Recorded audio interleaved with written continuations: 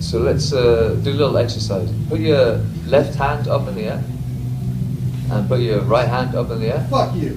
And and then slap them together.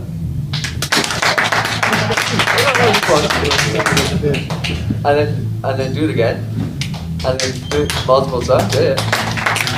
Please give a warm round of applause for our next comic, Socrates, Inglessis.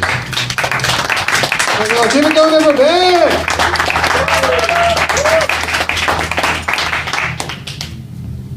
Raise your right hand. Yeah. Good friend of mine, raise your right hand. Yeah, my name is Socrates. I am an American.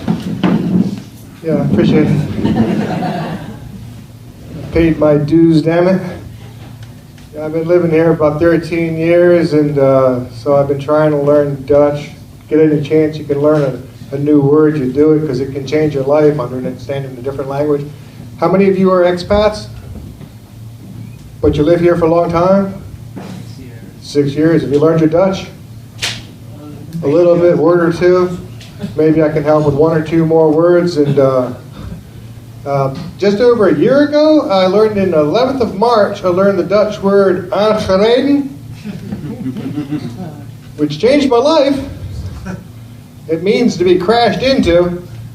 And in my case, it was aangereden door een scooterklootzak. Because I got slammed into by an asshole on a scooter. Yeah, never forget that damn word. And like I said, it was the 11th of March of last year. Yeah, so I'm really sucking this one as much as I can. Basically, there was a car driving on the fietspad, and the scooter staring at the car also drove on the fietspad, and I tried to explain to them their various mistakes, but I didn't have time, so all I could say was, ah! Then I smashed into the scooter, he smashed into me, and I went flying like a large flightless bird. And I landed like an octopus. It wasn't good. I landed on my arm. I knew right away it wasn't a good thing. I tried to call for an ambulance. He asked me where I was. I said, I don't know, here. Had to crawl around for the closest bike. There was a bus stop nearby. Hey, welcome. Seats available right there. You haven't missed very much. It was aangereden door een scooter, which means I got slammed into by a scooter if you don't speak any Dutch.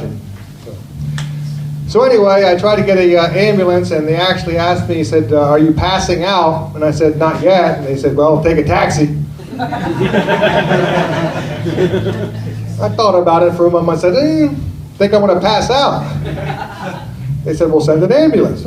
Worked out perfectly for me. And the ambulance, he actually offered me fentanyl.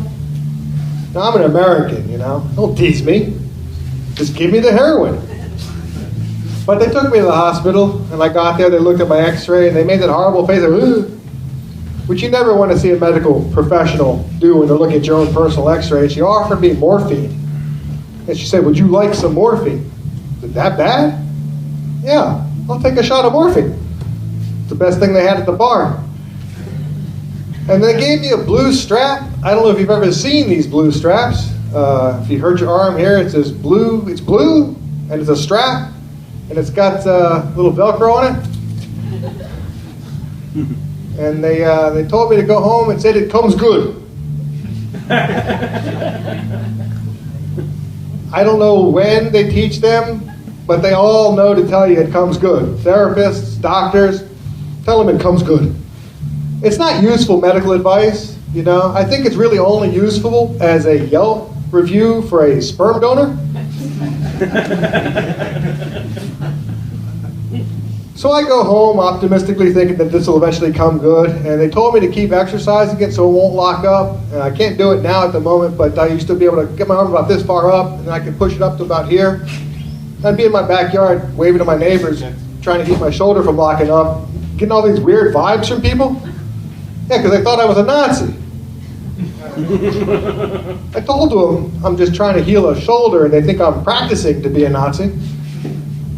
So eventually I went back to the doctor. I said, hey, doc, my arm's not coming good. You know, I can't raise it any higher than about here it was. I said, I have arm erectile dysfunction. The first step to coming good is getting it up. And at this point, that's the best I could do. And this was back about 8 months into it, they finally agreed to do surgery. He said basically, that doctor didn't really want to. He told me it was basically a case of halos and Pentecost,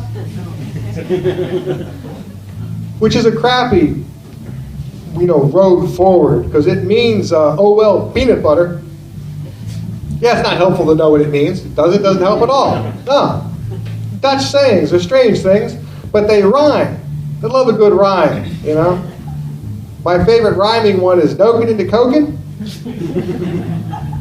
A very strange saying. It means fucking in the kitchen. I mean, it rhymes.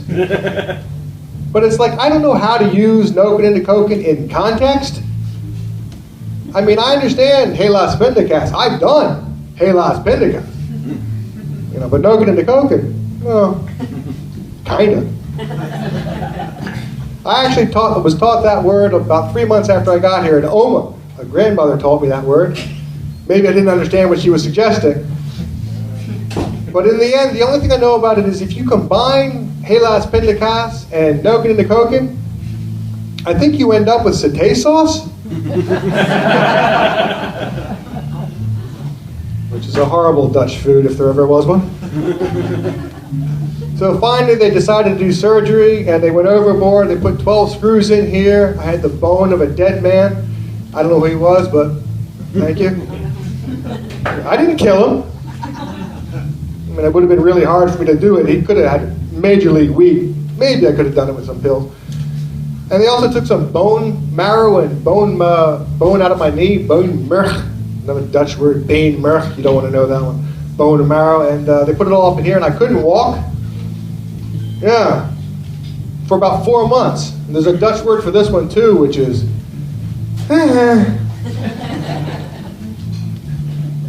Yeah, that's a crappy word if you have to live your life that way. It's like when you miss a train, that's a good moment. Or like when you end up with a necrotic shoulder and they had to do a second surgery. That's definitely... So I decided I wanted to get a second opinion because it had done so well so far. And I went to Germany because, the Germans, they've already done all the experiments.